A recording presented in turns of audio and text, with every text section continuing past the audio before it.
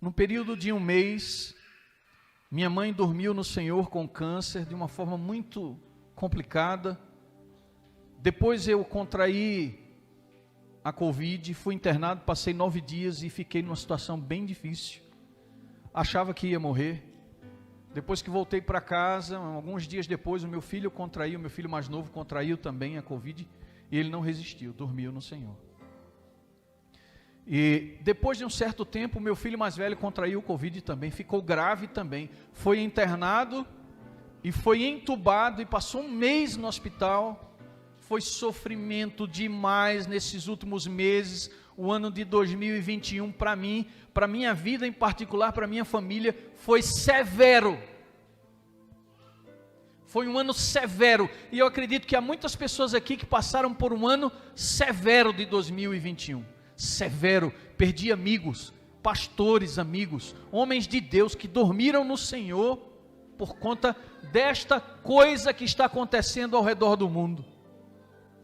Algumas pessoas se perguntam às vezes assim, por que é que o povo de Deus também está sendo abatido por isso aí? Por que é que o povo de Deus não está sendo protegido? Vocês lembram quando Israel foi levado cativo para a Babilônia? Foi todo mundo, Daniel foi junto, seus amigos foram juntos, estavam ali todos sofrendo a punição que estava caindo sobre um povo, sobre uma geração de pessoas. E às vezes o povo de Deus, quando faz parte dessa geração, também é acometido por esse sofrimento. Terríveis coisas estão acontecendo ao redor do planeta, e muitas vezes o povo de Deus, assim como no passado foi levado cativo, todos justos e perdidos estavam juntos ali, da mesma forma, nos dias de hoje, enquanto nós estivermos misturados com este mundo, seremos também participantes daquilo que está acontecendo.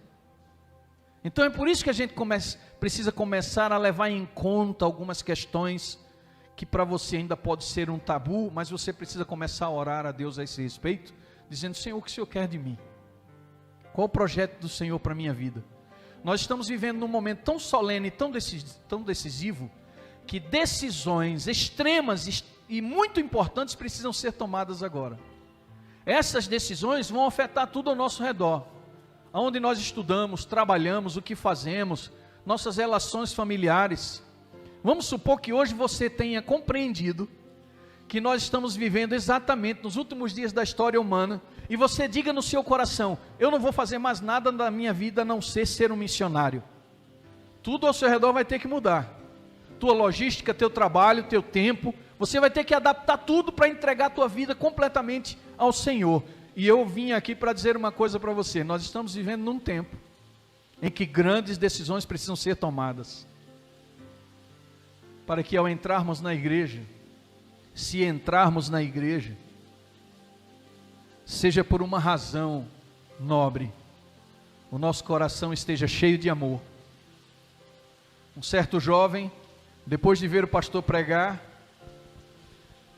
ao final do culto disse: pastor, eu entendi muito bem a sua mensagem. Jesus precisa ser o primeiro na minha vida. Jesus tem que ser o primeiro na minha vida. O Senhor falou da importância de Jesus, e eu entendo, ele precisa ser o primeiro. O pastor disse: você não entendeu nada, está errado isso.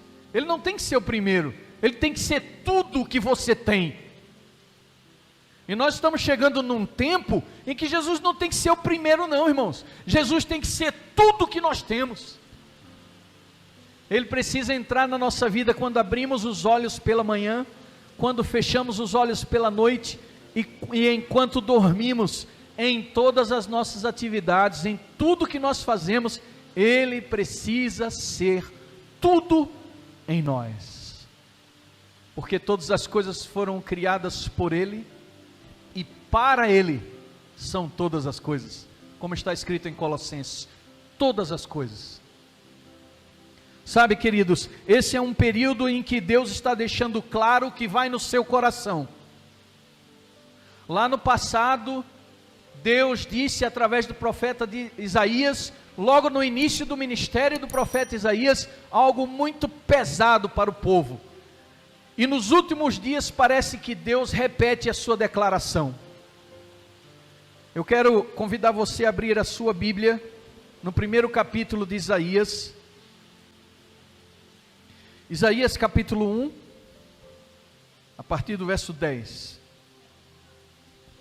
está escrito assim: ouvi a palavra do Senhor, vós, príncipes de Sodoma, prestai ouvidos à lei do nosso Deus, vós, povo de Gomorra. De que me serve a minha multidão dos vossos sacrifícios? Diz o Senhor.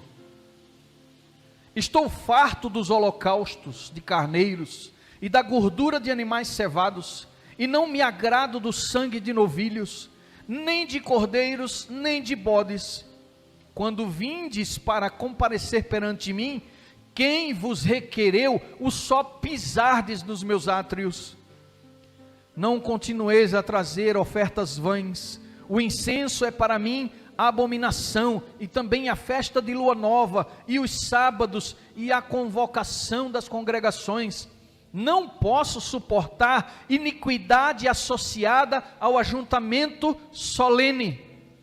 As vossas festas de lua nova e as vossas solenidades, a minha alma as aborrece. E agora presta atenção, já me são pesadas, e estou o que, irmãos?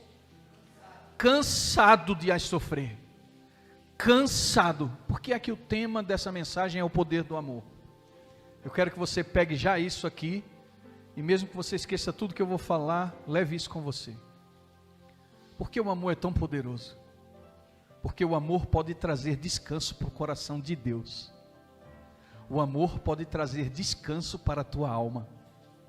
Então o amor é tão poderoso que pode fazer descansar os homens, pode fazer descansar o povo de Deus, e pode fazer descansar o próprio Deus. O amor é extremamente poderoso. E a força do amor está justamente nisso, na capacidade de fazer com que o coração de Deus descanse. Aqui Deus está dizendo que está cansado. Aqui Deus está deixando claro para mim e para você, que Ele não suporta um tipo de adoração, um tipo de igreja que usa a voz. Lembra agora do que eu falei no início a respeito dos que falam aqui na frente, dos que cantam? Isso vai mexer muito com vocês, meus queridos anciãos, pregadores dessa igreja. Vai mexer muito com vocês, queridos cantores. Mexe muito comigo todas as vezes que eu falo sobre isso. Porque a nossa boca pode estar cheia de louvor. Olha o que diz aqui o comentário desse texto. Eu preciso ler o comentário desse texto com vocês, porque eu achei muito importante. Essa seção do primeiro capítulo de Isaías fala da situação religiosa do povo de Deus. E olha o que diz, ó. A sentença começa da seguinte forma: ouvi a palavra do Senhor. E ela termina como? Porque a boca do Senhor o disse. Então isso aqui já traz para a gente a importância dessa mensagem, o quanto ela é sacra e solene. Primeiro Deus diz assim: ouçam a voz do Senhor, e depois ele termina dizendo: a boca do Senhor falou. Então tem um profeta ali sendo usado, mas Deus fez questão de dizer: essa é a minha voz, sou eu que estou falando. Então essa é a primeira coisa importante desse texto. A segunda coisa, por mais paradoxal que pareça essa situação, não faltava religiosidade ao povo de Deus. A adoração continuava como costume, enquanto a injustiça aumentava. Olha que coisa. Por favor, comecem a refletir e orem a Deus para que Deus te dê sabedoria enquanto eu estou lendo isso aqui.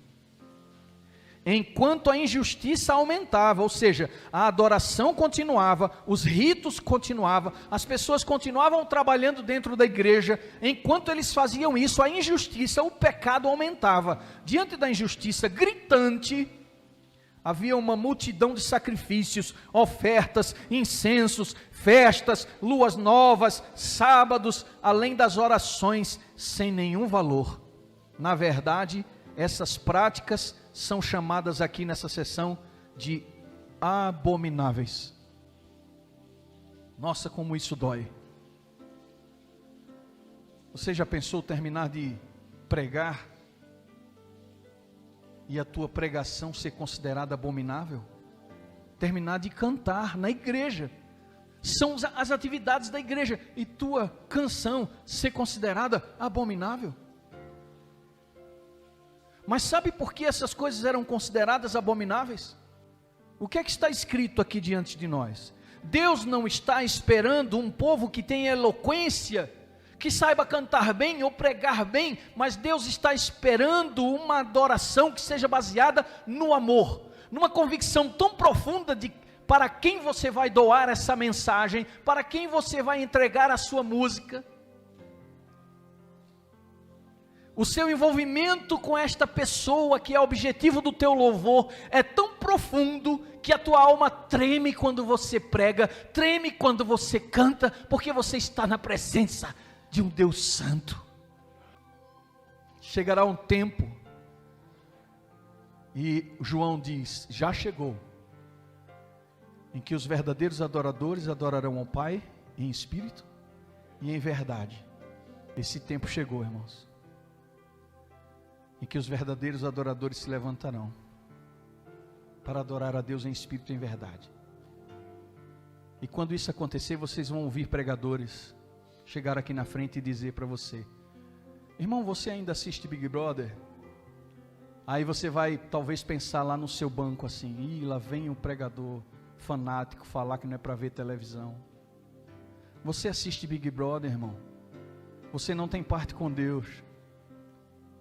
Você está assistindo novela, contemplando o adultério, a fornicação, o palavrão, filmes de violência, matança. Você curte reunir os jovens sábados à noite para ver um filme de ação, Velozes e Furiosos, coisas tão legais de fazer juntos. O Espírito Santo está vindo para dar um basta nisso tudo, irmãos, porque Deus está cansado de uma geração que não consegue ver a maldade das coisas que estão diante dos seus olhos e mergulham nesse mundo como se fossem viver nele para sempre. Eu estive na casa de um cidadão, eu já contei essa história tantas vezes, que você já vai ver muitas vezes e talvez já tenha até escutado. Passei uma semana visitando a sua cidade, pregava à noite, cantava, voltava para sua casa, e ele trabalhava durante o dia, e eu ficava a maior parte do tempo sozinho em casa. Procurei uma televisão para assistir. Nossa, que vício que eu tinha. Eu queria assistir a televisão para passar o tempo mais rápido. Eu só ia pregar à noite, só ia cantar à noite. E eu comecei a procurar a televisão, não tinha na sala. Eu estava sozinho em casa, comecei a abrir a porta dos quartos para ver, será que tem uma televisão na casa desse cidadão? Aí, irmãos, não achei televisão. À noite, na hora de jantar, sentados à mesa, estava curioso. Era tão inaceitável para mim não ter uma televisão em casa, porque eu era tão viciado. Como é que pode? Aí eu perguntei para aquele cidadão que hoje é meu amigo, que me hospedou com muito amor naquela época. Eu disse assim: meu amigo, para não dizer o nome dele, você não tem televisão em casa? E ele disse: não. Eu disse: por que você não tem? Olha a resposta dele: porque eu gosto muito. Aquilo foi uma lição que me seguiu pelo resto da vida. Um homem tão consciente do tempo em que está vivendo, que ele sabe que se tiver um aparelho em casa que lhe domina, que ele gosta tanto, ele não vai se expor àquilo. Deus está levantando uma geração que seja capaz de amá-lo de tal forma que quando se sentar diante da televisão: Senhor, será que isso que eu estou vendo te agrada? Será que isso que eu estou fazendo te agrada? Essa conversa que eu estou tendo aqui com esses meus amigos, com esses meus irmãos da igreja, essas piadas, quando você contempla o pecado, alguém que caiu em pecado, como é que você comenta sobre esse pecado? Como é que você fala sobre isso? Você fala com lágrimas? Você fala com um sorriso? Deus está atento a tudo, meu querido irmão, minha querida irmã. Deus está fazendo uma análise do coração do seu povo nesses últimos dias. E lembram que lá atrás, que eu acabei de ler, ele disse: estou cansado de sofrer esse comportamento, ajuntamento solene. A igreja vem para os irmãos vêm para a igreja, mas adoram e fazem as coisas da boca para fora, não estão sofrendo com a condição da igreja, não estão padecendo dentro de si mesmos, pensando: Senhor, quão miserável eu sou para estar aqui na frente falando a essa igreja, quão pequeno eu sou, quão débil eu sou, quão cheio de defeito. E quando eu estava orando ali, pedindo para Deus, Senhor, me unge para falar, eu estava dizendo isso: Senhor, como é que pode um ser humano imperfeito e falar alguma coisa, ensinar alguma coisa? Tenha misericórdia de mim. Meu Deus, eu quero que o Senhor mantenha meu coração sangrando. Como eu falei para vocês, 2021 foi muito duro, muito duro. Perder um filho e quase perder o outro também, ia ficar somente eu e minha esposa. Nós só tínhamos 2 filhos. Quanta pancada nós levamos, quanta pancada, provação atrás de provação. Milhares de pessoas orando por minha família, pela condição que nós estávamos atravessando. Milhares de pessoas mandando mensagens para a gente todos os dias: estamos orando por vocês. Satanás queria nos envergonhar. Queria que nós olhássemos para o céu e blasfemássemos e disséssemos: por que o Senhor está permitindo tanto sofrimento? Por que é que o povo de Deus está sendo varrido, provado, tão severamente espancado por essa enfermidade que assola a terra? Por que o Senhor não separa o seu povo? E parecia que Deus estava gritando: o joio e o trigo vão crescer juntos até a hora certa. E o sofrimento do mundo é para que todos vejam que esse é um lugar que não dá para se viver sem a minha presença. Todos precisam desejar com todas as suas forças a minha presença. E eu tenho algo para dizer para você agora: não despreze o seu sofrimento. E é a Bíblia que diz: não despreze o castigo do Todo-Poderoso, porque Ele repreende e disciplina a todos que ama. Então não despreze. Sabe por que agora eu posso dizer para você com autoridade, para você não desprezar? Porque eu padeci. Eu passei o ano inteiro chorando. Eu choro até hoje. Eu estava ali sentado junto da minha esposa e ela estava chorando, e eu já sabia por que era, e eu nem pergunto, porque toda hora a gente lembra do nosso filho, toda hora a gente lembra dos sofrimentos que passamos, e as lágrimas vêm. Mas sabe, irmãos, apesar de toda a dor que eu vivenciei enquanto eu estive internado no hospital e depois a perda do meu filho, apesar de tudo que eu vivi, hoje eu olho para todo esse sofrimento e não desprezo nem o segundo de sofrimento que experimentei. Sabem por quê? Porque eu não quero mais nada desse mundo. Louvado seja o nome do Senhor. Eu desprezo toda e qualquer coisa deste mundo, com todas as minhas forças. E sabe, de vez em quando eu me pego lutando com o meu orgulho. Eu me pego não aceitando uma correção, uma disciplina. Eu me pego me chateando facilmente com o que a minha esposa disse, com o que meu filho acabou de fazer. Depois eu olho para Deus e digo: meu Deus, tem misericórdia. Tira isso de mim. Eu vivenciei todas as piores perdas que eu podia vivenciar. Eu vivenciei as maiores dores que eu poderia vivenciar. Eu não quero perder a oportunidade de estar contigo naquele dia. Eu não quero perder a oportunidade de estar em tua presença, de viver contigo. Então, Senhor, mantenha o desprezo por este mundo em meu coração, porque não importa o que esse mundo tem para me oferecer, porque no final, eu e você que conhecemos a palavra, sabemos o que vai acontecer. Está escrito: os homens desmaiarão de terror ante a expectativa das coisas que lhes sobrevirão. Vocês estão pensando que isso não está acontecendo agora? Nesse momento está. A gente vê uma crise econômica se instaurando pelo mundo, o crescimento da violência, a imoralidade tomando as rédeas, o pecado sendo institucionalizado, porque agora as instituições obrigam você a concordar com o pecado. Além disso, nós estamos vivenciando agora tudo aquilo que Cristo falou aos discípulos em Mateus 24, guerras e rumores de guerra. Esses são sinais inequívocos de que nós estamos próximos às portas de ver o nosso Salvador. Então é por isso que ele está cansado, e ele levantou-se do seu trono com uma decisão: vou começar a erguer nesse planeta um povo. E quando esse povo começar a falar, vai incomodar, vai ser chato. Então Deus agora se levanta novamente cansado e diz: olha, eu não aguento mais essa igreja dos últimos dias, que não é quente nem fria, e eu estou a ponto de vomitá-la da minha boca. Náuseas, não suporto mais. Quando diz assim, não suporto mais, é a mesma expressão que está lá. Estou cansado de sofrer esse tipo de coisa. Cansado. O mesmo Deus que se cansou no passado e deixou o recado em letras garrafais e disse: o Senhor, essa é a voz do Senhor que fala, e no final, o Senhor disse. Da mesma forma, a testemunha verdadeira vem em Apocalipse e diz para a igreja do último tempo. Eu estou cansado desse tipo de religião, viu, meu irmão? 1 João, capítulo 4. Sabe aquela expectativa de juízo? A incerteza do amor? Sabe aquela expectativa de que você vai ser castigado? Onde é que a gente encontra descanso e segurança, irmãos? Essa é a tese dessa mensagem que está chegando ao final. A nossa paz e segurança estão no paraíso do amor de Deus, na certeza do amor de Deus por nós.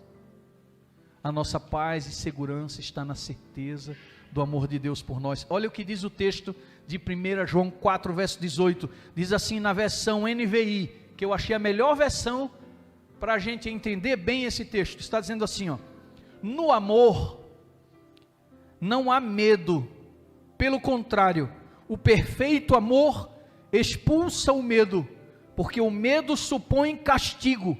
Aquele que tem medo não está aperfeiçoado no amor. Vocês estão entendendo? Aquele que tem medo não está aperfeiçoado no amor, porque o perfeito amor expulsa o medo, porque o medo supõe castigo.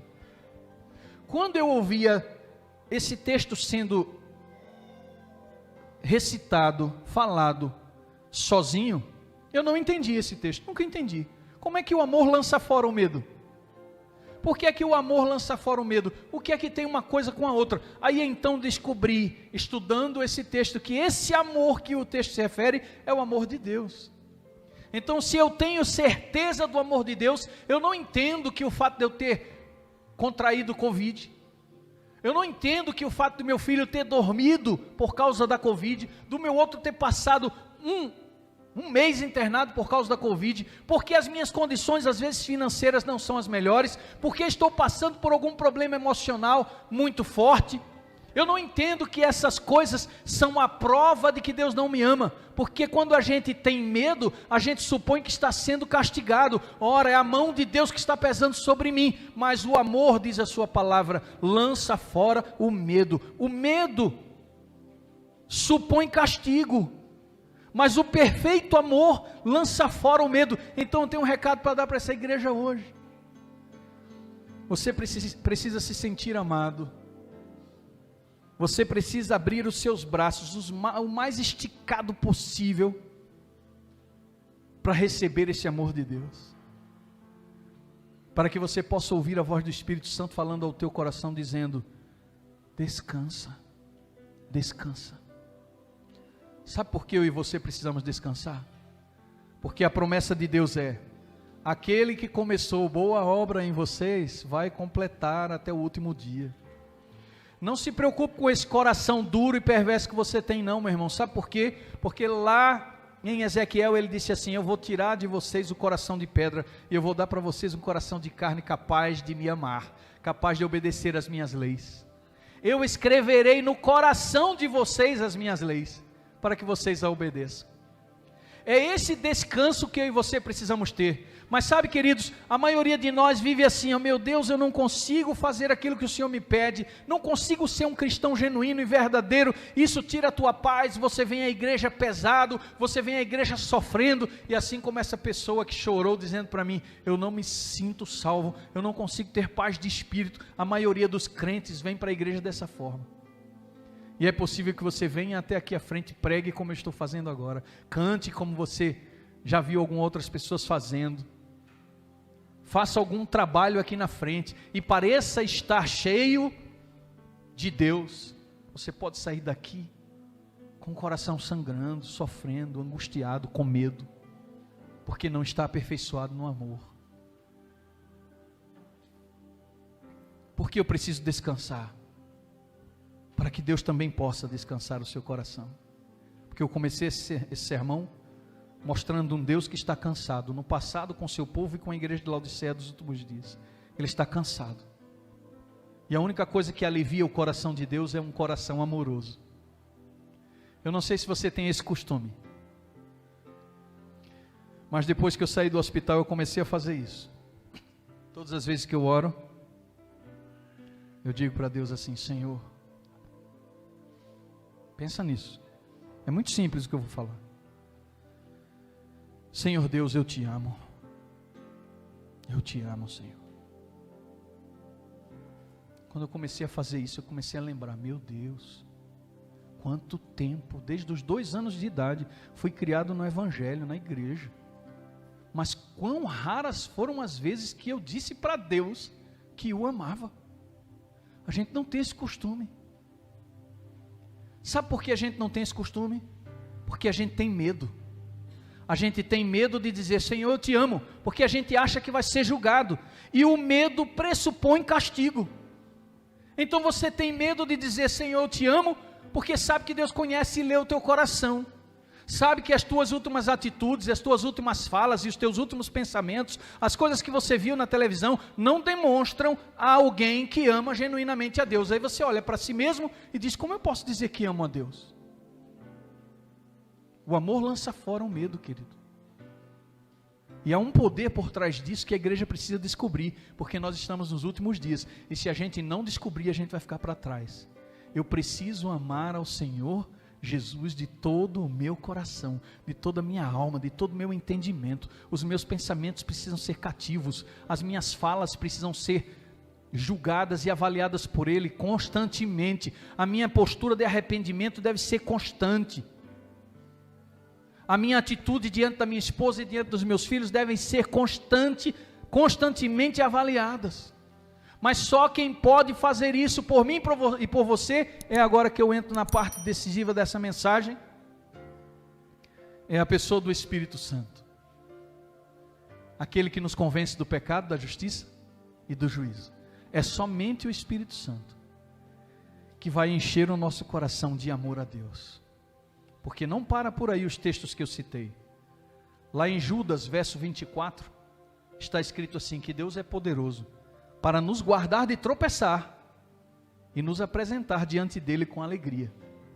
Então, além de evitar o pecado pelo poder do Espírito Santo, não por suas próprias forças, nós não conseguimos. E chegou a hora de dizer: Senhor, não consigo, parou, geral, Senhor, não dá. Eu não posso continuar fazendo as mesmas coisas todas as vezes e chegar para ti e dizer: Senhor, não vou fazer mais. Senhor, parou, não consigo, tá?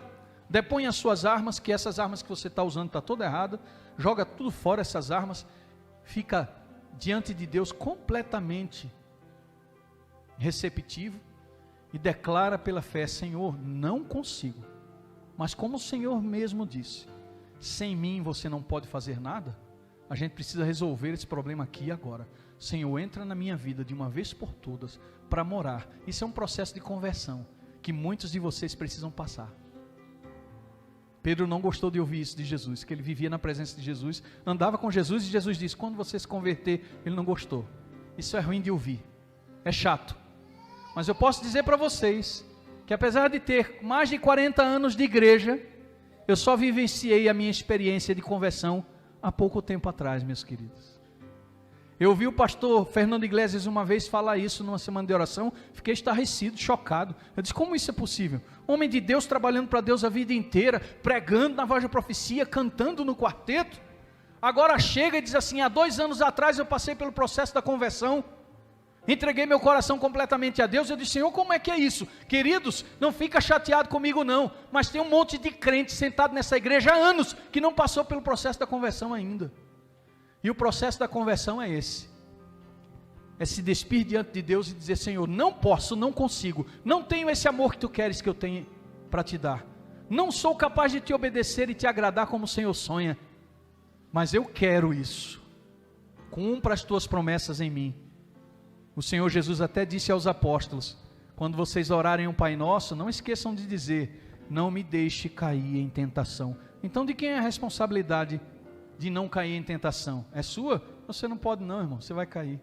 A responsabilidade é de Deus. E Ele bate no peito e diz assim: ó, venham a mim, vocês que estão cansados, descansem, sobrecarregados, e eu vou aliviar vocês, porque o meu jugo é suave e o meu fardo é leve. Então chega de dizer para as pessoas por aí: é muito difícil ser um adventista do sétimo dia, é muito difícil ser um cristão, como eu sofro. Se tem sofrimento, meu irmão, se tem sacrifício, tem alguma coisa errada, ainda não tem conversão. Se tem sofrimento, é porque ainda não há misericórdia, porque o Senhor Jesus disse: